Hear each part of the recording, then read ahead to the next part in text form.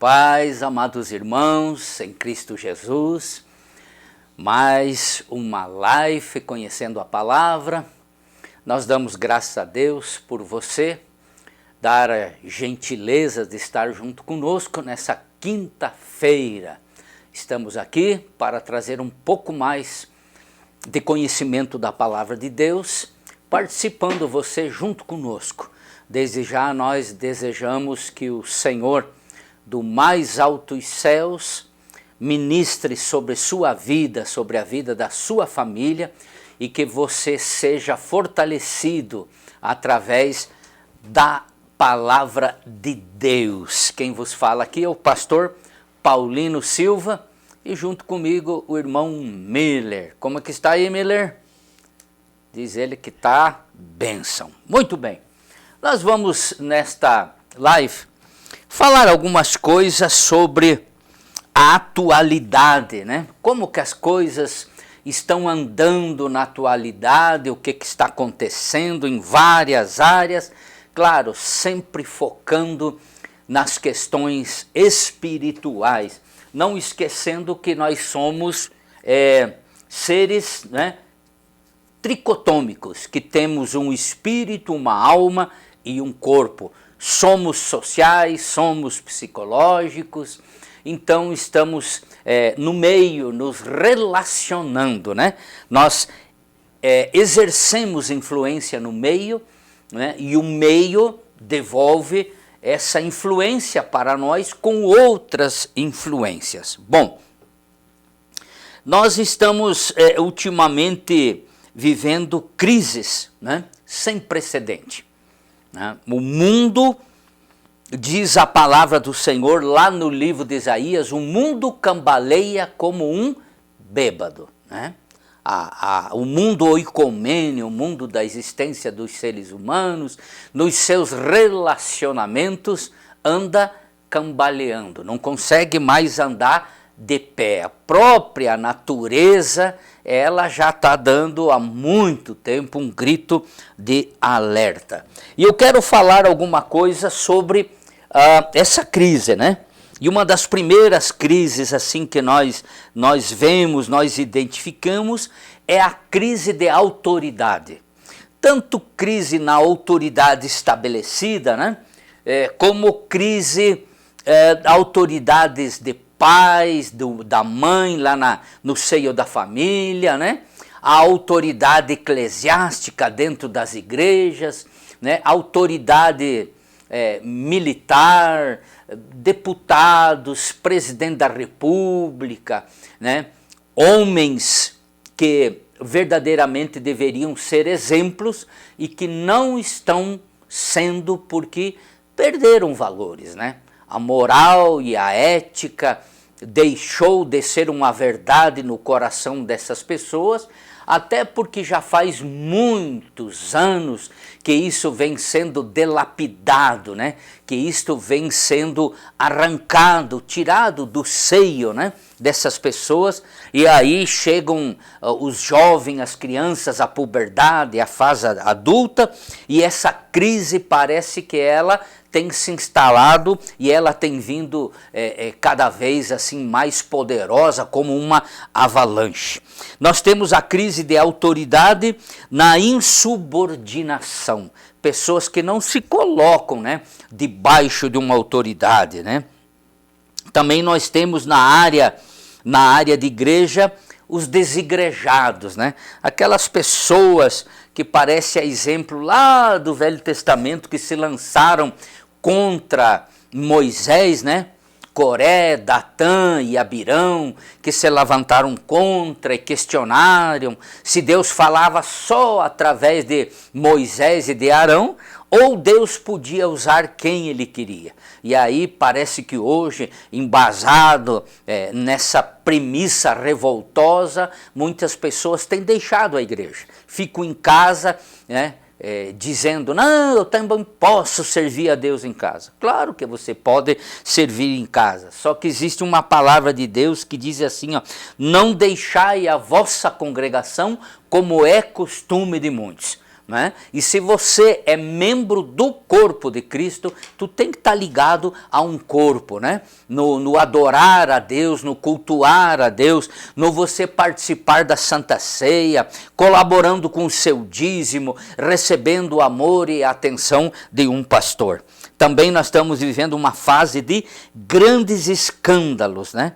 De grandes escândalos, né? Por parte de ministério, de supostos homens de Deus, que não olham mais para as ovelhas como vidas, como almas, mas veem só um cifrão, né? Os homens também têm se tornado senhores de si, né? Donos da verdade, né? Dizendo eu posso, eu isso, eu sou o cara, eu faço acontecer, trazendo um evangelho egocentrista, né? Um evangelho em que o homem, né, está no centro, né? E o homem tem se tornado a medida de si próprio, a medida de si mesmo, né? Eu não sei se isso vem do Wittgenstein, né? Que é um filósofo, né? Mas o homem se tornou a medida de si mesmo, né?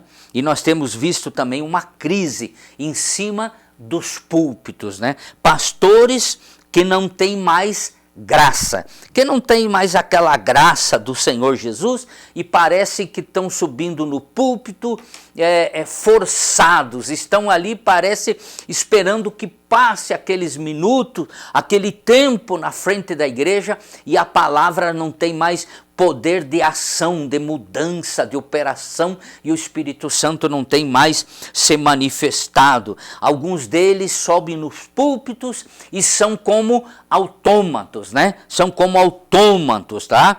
Em cima dos púlpitos. Falam, mas não dizem nada. E por causa disso, a vida da igreja tem se tornado o quê? Estéril. Por que estéril?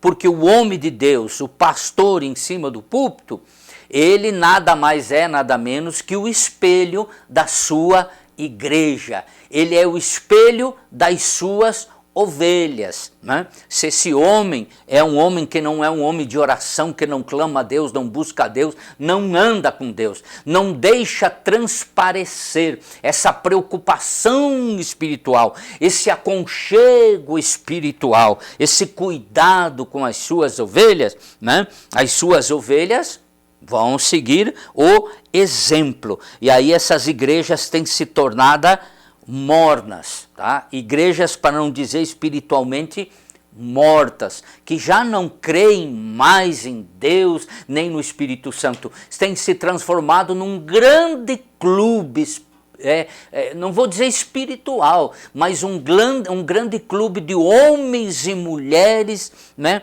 Que vão lá para se sentir bem, para ter um momento de interação social com irmãos. Até se chamam de irmãos, mas que não tem, né, aquele movimento, aquela ação, aquela operação do Espírito Santo, transformando, gerando vidas e verdadeiramente dando um exemplo lá no mundo.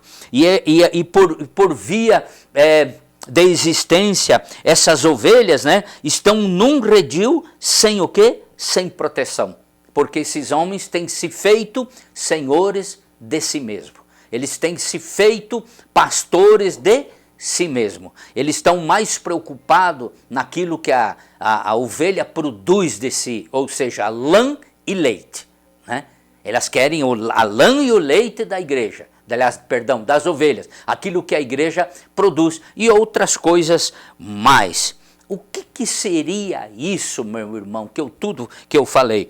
Claro, eu quero que você entenda que não é uma acusação, não é algo pejorativo, é só uma constatação de realidade. E também não endereço isso, né? Não estou endereçando para A ou B, seja aqui na minha igreja ou na outra igreja, mas é uma constatação. E aí o questionamento, o que é isso, meus irmãos? Da onde vem isso? Irmão, isso é um sinal, tá?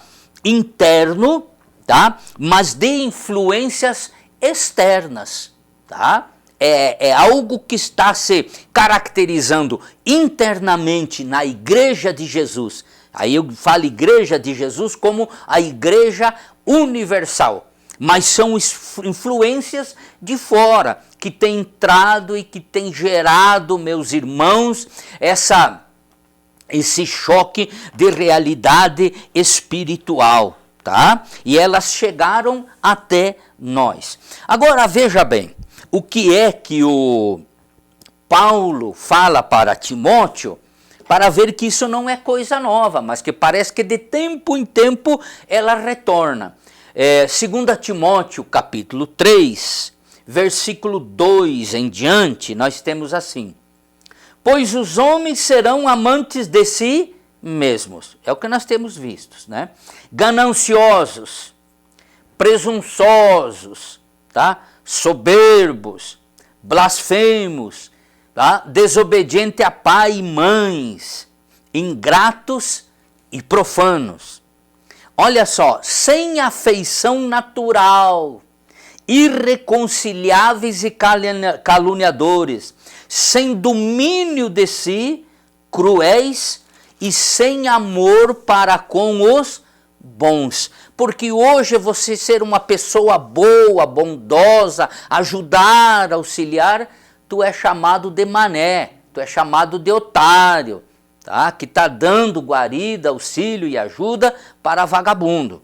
Olha só, no versículo 4, traidores, atrevidos, orgulhosos, mais amigos dos prazeres do que amigos de Deus.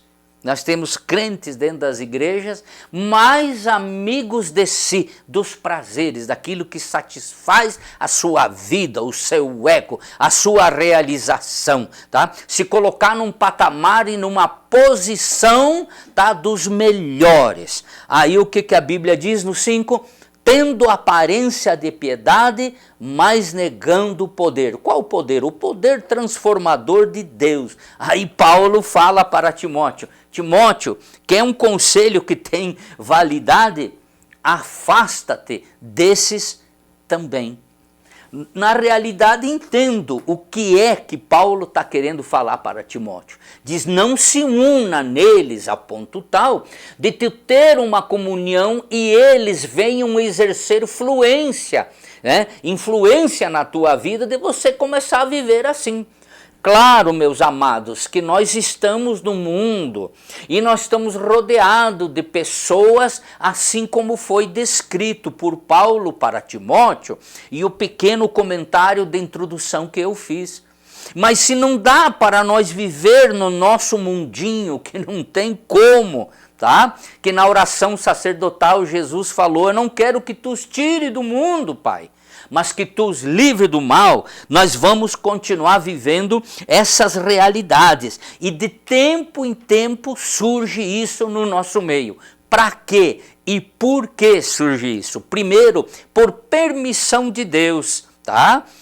Por permissão de Deus. Deus permite que isso aconteça dentro da sua igreja, nas famílias, no nosso meio, para nós sermos provados na nossa fé, para ver até onde nós resistimos, até onde nós estamos, irmãos, atrelados à videira verdadeira, enxertados na videira verdadeira e dando frutos que agradem ao Senhor Deus. Segundo lugar, há uma crise de autoridade da palavra. Olha bem, uma crise de autoridade da palavra de Deus. Porque não é de hoje que muitos dizem, tá? E isso foi falado para mim quando eu fiz filosofia na UNO Chapecó. Eu estudava com um grupo de religiosos, que por questão de ética não vou falar porque não é da minha índole atacar. Mas eu estudei com um grupo de religiosos e quando perguntado sobre a palavra de Deus, eles automaticamente instruídos e ensinados diziam que a Bíblia não é a palavra de Deus na sua totalidade, mas que ela contém a palavra de Deus, ela contém a palavra de Deus. E um dia, questionando um professor, eu pedi para ele: Deus existe? Ele disse: Deus subsiste. Então vejamos, esta é uma geração, irmãos, esplêndida. Preste bem atenção. Tudo aquilo que foi construído nos anos 40, 60, 70, 80, né? Nos anos 90, chegou até hoje nesta geração. E esta geração é uma geração esplêndida em muitas áreas, praticamente em todas as áreas. É uma geração profunda de conhecimento, de sabedoria, de entendimento, né? De técnica. É uma geração sábia, porém, uma geração o quê? Perdida. Uma geração que não sabe para onde que corre, para onde que vai. Poderíamos até dizer que é uma geração assustada, que nem coelhos que correm para a sua toca, que ainda não se descobriram, que ainda não entendem o que fazer com todo o potencial que foi colocado nas suas mãos. Na realidade, é uma geração descompromissada. É uma geração que falta responsabilidade, objetivo, ação e determinação com as coisas de Deus que lhes têm sido dadas. A tecnologia está aí. O que está faltando é nós olhar para as veredas antigas, para os caminhos antigos revelados na palavra de Deus e nós seguir. Tá?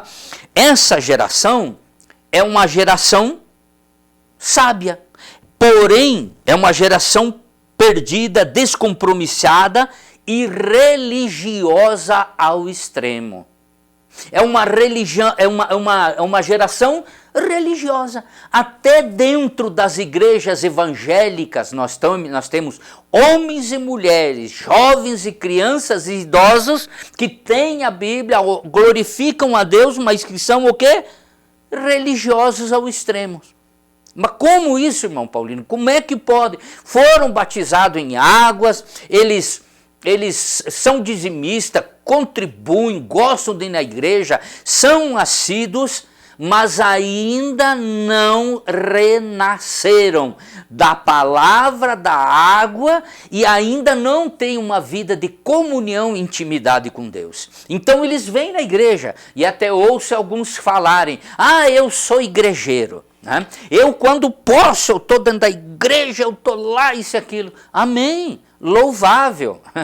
O salmista Davi diz assim: alegrei-me quando me disseram vamos à casa do Senhor. E ele também diz: eu prefiro estar um dia na tua casa, nas portas do teu tabernáculo, Senhor, do que 1000 dias no mundo entre os homens.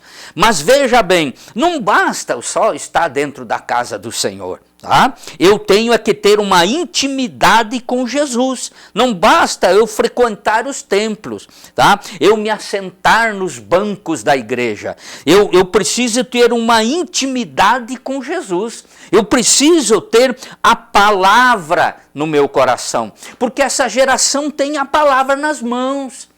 Essa geração tem excelentes comentários, dicionários e tudo mais. Eles têm a palavra na mão, mas está faltando no coração. Está faltando na sua alma, no seu espírito, para viver uma intimidade com a palavra de Deus, tá? Na sua vida, porque não leem a palavra.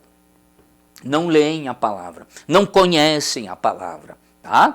E é bem fácil, é sintomático. Por exemplo, se você foge de Mateus, Marcos, Lucas e João, do livro de Gênesis, quando você pede para algum crente achar o livro de 1 Samuel, o livro de Esther, ou algum dos profetas menores, Oséias, Malaquias, Sofonia, Ageu, eles se perdem todos na Bíblia e eles não sabem nem onde está o livro de Tito, onde está o livro de Judas, porque não tem intimidade com a palavra. Então a crise da palavra foi gerada pela falta de intimidade com a palavra.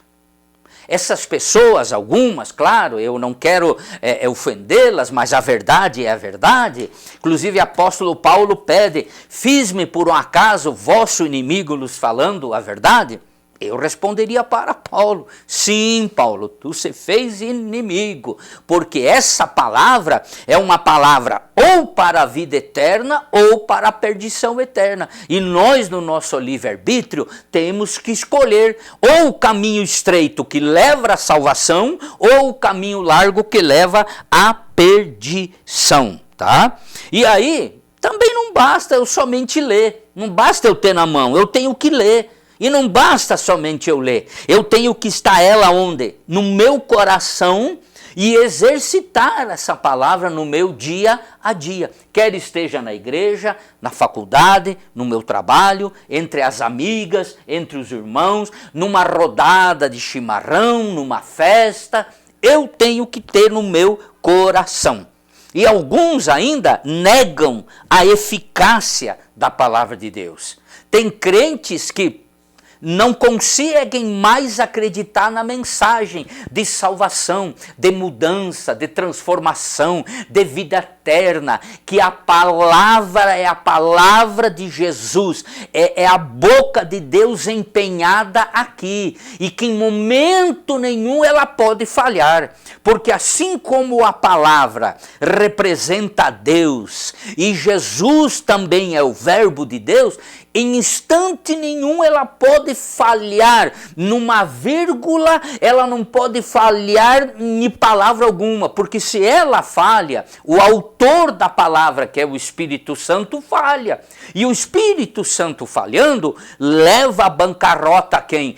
Todo o sacrifício de ação de Jesus de salvação e o Pai que está no trono. Por isso ela é eterna, pura e verdadeira. E se eu não leio, se eu não conheço, não exercito e nego a sua eficácia e o seu poder, a sua operação é por ou desconhecimento ou negligência de vivência da palavra de Deus na minha vida. Eu agora, minutos atrás, estava vindo aqui para a igreja, e na frente aqui da Gambato Motos Honda, eu vi várias bandeiras de vários times, ali fiquei olhando, né? De vários times, tá? E alguma delas estava escrito assim, embaixo na bandeira do time, né? Com o emblema do time, né? Tá? Meu time, minha paixão eterna. Meu time, gigante pela própria natureza, isso. Então tem pessoas que elas sabem tudo acerca da sua paixão, eles sabem tudo acerca do seu time, eles sabem tudo acerca disso, acerca daquele outro. E daí quando, vamos tomar no plural, quando nós, apaixonados pelas coisas do mundo, pelas coisas transitórias e passageiras, entramos dentro da igreja e o homem de Deus pede, procure lá no livro de Ruth, procure lá no livro de Judas, nós nos perdemos, porque existe uma paixão tomando conta da crise do desconhecimento, gerando essa crise do desconhecimento da palavra de Deus na nossa vida, e precisamos retornar imediatamente. Amados, há um choque de realidade. Há um choque de realidade. E o que eu vou falar agora já faz muito tempo. Mas em 1977, quando eu era um menino, né, de 18 anos, né, eu fui para o exército. Né, fui servir no 2º Esquadrão Independente de Cavalaria, lá de Palmas, no Paraná. Né. Um abraço para os meus amigos da cavalaria lá de Palmas, no Paraná, aonde eu fiquei 6 meses, depois me transferiram para Cascavel, para o 2º Grupamento de Fronteira em Cascavel. E quando nós chegamos ali em Palmas, no Exército, eu vi muitos companheiros, amigos, né? Aqueles meninos tomaram um choque de realidade. Eles foram impactados pela realidade. Muitos chegaram até a chorar, muitos queriam fugir, vir embora, porque lá tinha ordens, tá? Tinha hierarquia, tinha horários pré-estabelecidos para você deitar, levantar, tá? Para você ir tomar seu café, tinha que fazer a barba todo dia, tinha horário, era rigidíssimo, né? Trabalho, tinha disciplina, compromisso, tá? Determinado, né? Uma responsabilidade rigidíssima. E sabe o que isso gerou? Isso gerou crise, meu irmão. Isso gerou grande crise na vida dos outros. Por quê? Porque até então estavam vivendo uma vida tranquila. O filhinho do papai, o filhinho da mamãe, dormia até a hora que quisesse. Alguns, claro, almoçava o que queria, reclamava do tempero do feijão. Ah, porque eu não como com cebola, eu tenho nojo de alho. Ah, o arroz está durinho. Ah, o isso ou aquilo. Agora chegaram lá no quartel, o que aconteceu? Crise. Crise por quê? Não estava ali o papai, não estava ali a mamãe. E hoje nós vivemos uma crise. Uma crise social, dos movimentos sociais no nosso meio. E quem não souber vencer essas crises, acaba o quê? Caindo, acaba sendo engolido, aglutinado pela crise. Agora veja bem, quando nós viemos para o Evangelho, ele também gera crise, sabia? Ele gera uma crise. Estamos acostumados com um tipo de vida lá no mundo, solto, diria o meu avô, tá? Solto no potreiro, tá? Sem tabuleta no pescoço, tá? Sem aquela cruz que não deixa passar pelo arame farpado, pelos fios. E aí nós viemos e aconteceu o quê? Uma crise de abstinência das coisas do mundo. Nós entramos em choque. Nós entramos em choque das trevas aonde tínhamos vindo e a luz do Evangelho, do poder da palavra, do nome de Jesus sobre nós, e isso gera o quê? Gera uma crise, tá? Não que nós não podemos isso ou é proibido, tá? Mas nos é apresentado uma verdade eterna. Uma verdade eterna. Nós vivíamos num mundo dominado e a morte estava nos perseguindo dia após dia. E nós, sem saber, estava sendo levado como ovelha para o matadouro. E agora então encontramos-nos com a luz e com a verdade da palavra, o caminho estreito e difícil que aponta para a salvação, tá?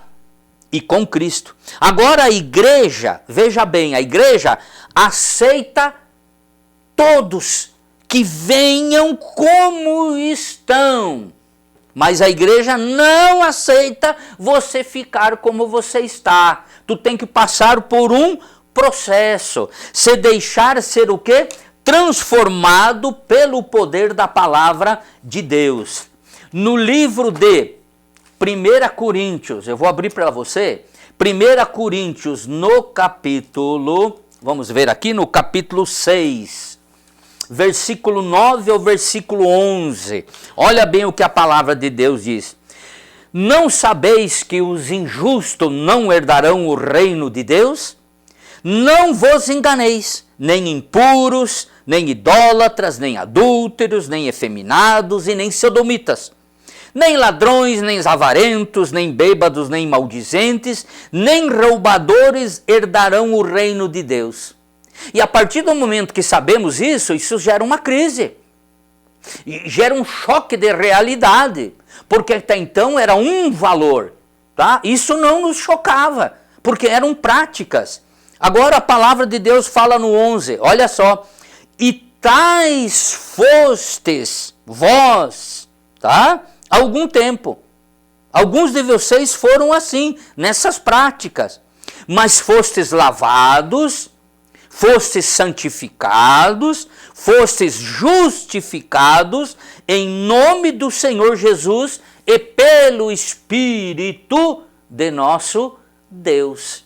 Então, meus irmãos, a igreja do Senhor, que nós somos agora, ela é pura, é a santa noiva de Cristo. Mas não entra no céu, a não ser quem o quê? lavou as suas vestiduras e purificou no sangue de nosso Senhor e Salvador Jesus Cristo. E eu quero encerrar com uma passagem lá no livro de Eclesiastes, capítulo 9, versículo 8, que ela é muito sintomática nesses dias de crise, e ela nos leva e aponta para uma prática. Ela diz assim: em todo tempo sejam alvas as tuas vestes. Aqui fala de vida espiritual.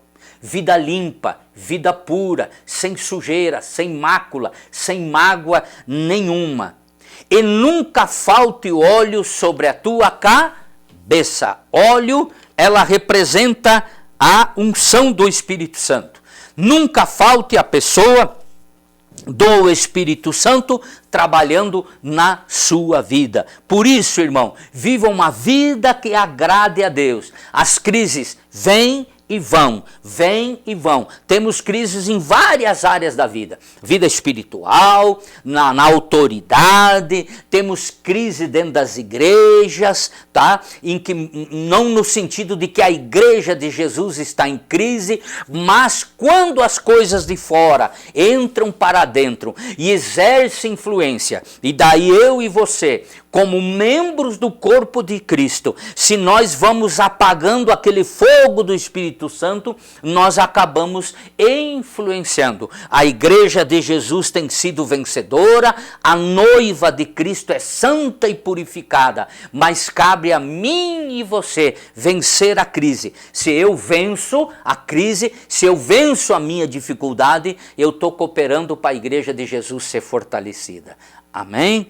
Eu desejo, meu amado, que essa palavra venha despertar o teu coração, fortalecer a tua fé, te amparar pelas mãos do Senhor e você venha andar na presença de Jesus cada dia mais. Que o Senhor te abençoe, o Senhor te guarde, o Senhor faça resplandecer sobre ti o seu rosto e te dê a paz. Antes de nós encerrar, o recadinho de sempre. Todas as terças-feiras, aqui na Igreja Renovar em Cristo, nós temos o culto nas mãos de Deus, das 19h30 às 20h30. Venha, traga sua família, convide um amigo e venha participar conosco. É uma horinha só, tá? 2 louvores, palavra e oração pelos necessitados, independente da prova, da luta que você está passando. Venha, nós vamos estar orando por você. Amém? Um beijo no teu coração, visite uma igreja, vá até uma igreja, cultue ao Senhor, Deus de coração. Até a próxima quinta, em nome de Jesus.